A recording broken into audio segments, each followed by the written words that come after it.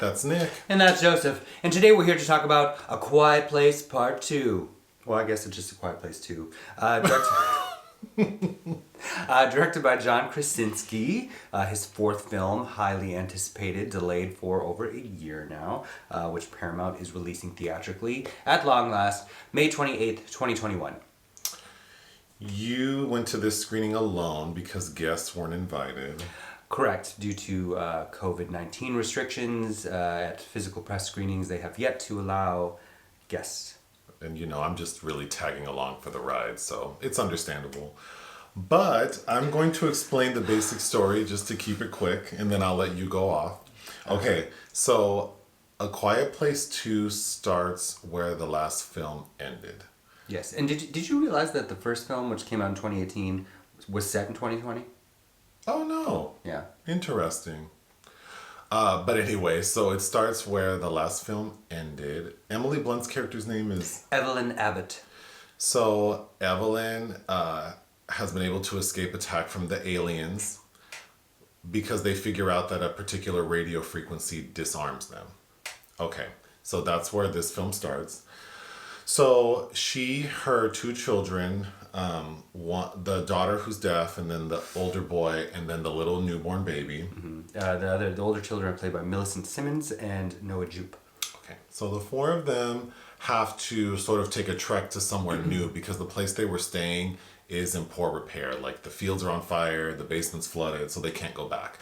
Okay, so they make their way to somewhere when the older boy gets caught in a bear trap and starts screaming, which of course draws aliens to them.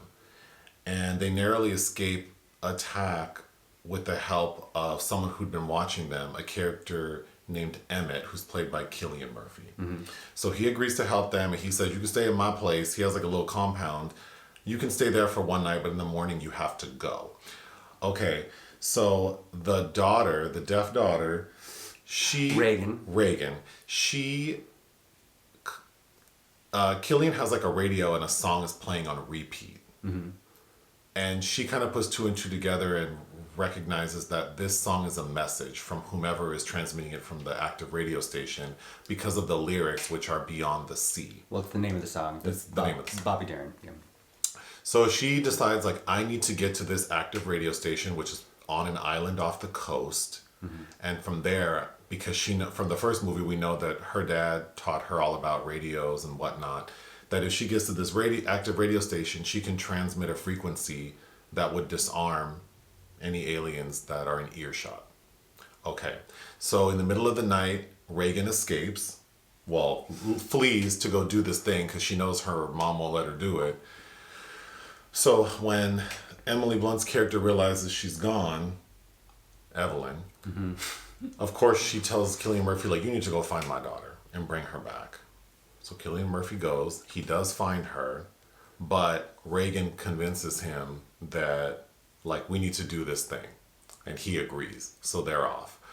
So the story is kind of told in parallel with what Regan and Emmett are doing, and then what Evelyn and her kids are trying to do. And Evelyn's trying to get supplies for her kids, including the baby is being given oxygen to keep it from crying. Mm-hmm. Okay, so Regan and Emmett get to, like, the coast to get on a boat, and right before they're able to get on the boat, some Hills Have Eyes type people assault them. And in a pretty creepy scene that you'll describe, they're able to narrowly escape. They get on a boat and make their way to the island. And when they get to the island, they see that there are people there living their best lives. Mm-hmm. It's headed by Djimon Hounsou. Djimon? Is that how you say it? I thought it was Djimon. DJI? He made his premiere in Janet Jackson's Love Will Never Do Without You video. Amistad. But, so they're there, mm-hmm. and the gag is, we find out that the aliens can't swim. And that's why they're safe on this island, because the aliens can't cross. Mm-hmm. But an alien did cross on a boat as Emmett and Regan were making their way across. Mm-hmm. So the alien that gets onto this island is fucking everyone up. However, Regan and Emmett are able to get to the radio station and transmit a signal that disarms the aliens to then terminate them. And while she's doing that, at the same time, back with Evelyn and her kids, they're being attacked by an alien, and the older boy is also holding a radio. So at the same time, Regan and the other boy are able to disarm the aliens to kill them. The end. There you go. Okay. Pretty good. It's almost like you saw it. Almost. When you described it to me in greater detail, I thought it sounded really good. It was really good. I've seen a couple things in theaters now, and this felt like it was a good theatrical Back to experience. business. Yeah, it felt like back to business.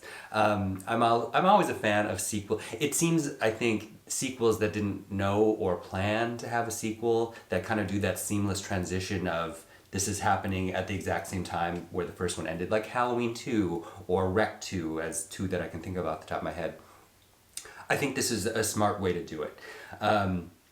It also is just nonstop, hits the ground running and doesn't look back, which I also appreciated. Krasinski, okay, so his sophomore film he directed called The Hollars back in 2016, like a family drama I hated. He filled up every dead space with like a poppy, schmaltzy song. It's like he was afraid of dead space. And I think that while that doesn't work for syrupy drama, he's really found a way to tap into how genre works really well. Of course, the sound design of the original is important to the texture of that film. And those motifs are repeated here as well. So seeing it in the theater and because they play, it really opens going back to day one that these blind monsters come down to Earth. Because if you remember from the first one, it starts off on day 300 something, and this feels If the other one, if I didn't pick up on the Spielbergianness of the first one, I definitely do here, because it opens where the family's converging on a baseball game in their local small town community, and it's almost like this is out of 1950s America, like this little white family this handsome white family that they fit that archetype that many of us immediately find ourselves relating to, I think, is what seems powerful about them. But, what was I trying to say? Oh, and Emily Blunt and John Krasinski have nice chemistry, and it's nice to see John Krasinski come back for just that brief snippet. But really... In the flashback. In the flashback. But really what we have here is Cillian Murphy absorbing all of those energies that he had for his despairing character, who is an old family friend. But it very wisely inserts him in that first day one flashback and utilizes it quite effectively. And I find Krasinski, who's written the screenplay this time, Scott Beck and Brian Woods did not come along, even though they get character credit, does a really good job of somehow fitting in really poignant moments while all this action is happening. And I think the film really excels thanks to Millicent Simmonds as Regan, who's also in Todd Haynes' Wonderstruck. Emily Blunt is effervescent and beautiful, and she has her small moments, but she's kind of on the back burner as well. But there's really nothing going on to the extent that eventually I think this film will feel like a really nice transitional piece to assumedly the third film that's being made. But that said, for what it is, like how Alien is a haunted house in space and Aliens is a roller coaster, and this is nowhere near as good as Aliens, but it has that same sense of, rather than trying to best the original, it's a very nice, energetic continuation of it. What was I trying to say? Marco Beltrami's score I really liked. Polly Morgan steps in as cinematographer, and it's a really beautiful looking piece of film, and it still manages to play, and even though we know what these monsters look like, it still manages to play very effectively on a level of anxiety and dread, and I think because it takes care with its characters. And what I wanted to point out before I derailed myself was that Krasinski is almost kind of hyperkinetic with the story, because there is, of course, we're following Regan and Emmett as they're trying to get to this island, and it's juxtapose, we're switching back and forth with what's happening to Emily Blunt. But there's even kind of a third triangulation because Blunt goes off to try to find, they need more oxygen for the baby. The kids, need medication for his bear trap wound. And then the kid is messing around and a monster is attracted and he gets locked in this little bunker that you can only be in for 7 minutes or something at a time before there's no oxygen.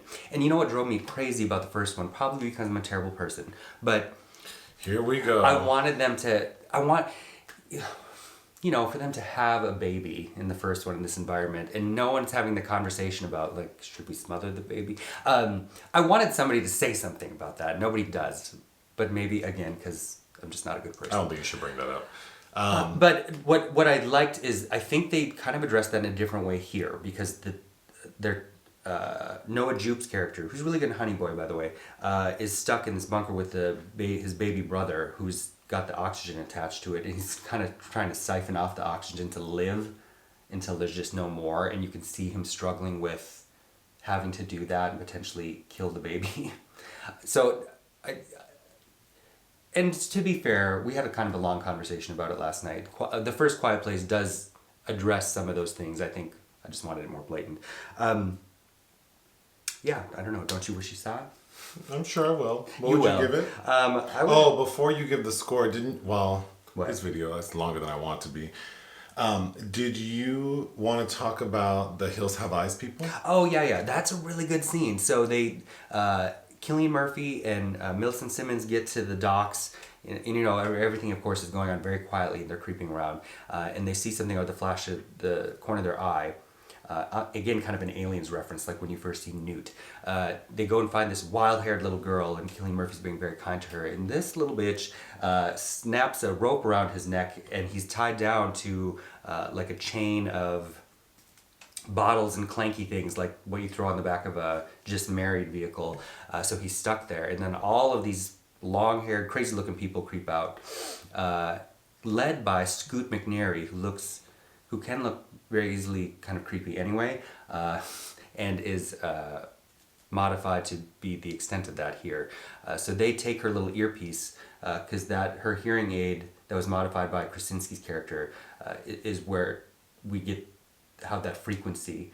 What was creepy about this group of people is that they have to be quiet while they're menacing. I'm trying to set it up. Yes, they're quiet. They have to be quiet and menacing, so it's all an exchange of looks, and while they're taking all this girl's stuff, and that's where it references Cillian's first scene, because she taught him the sign for diving, which he signals to her. And then he kills Scoot McNairy. But yes, very well executed scene, I thought. So what would you give this film? 4 out of 5. All right. Anything else? No. Toodaloo. Bye.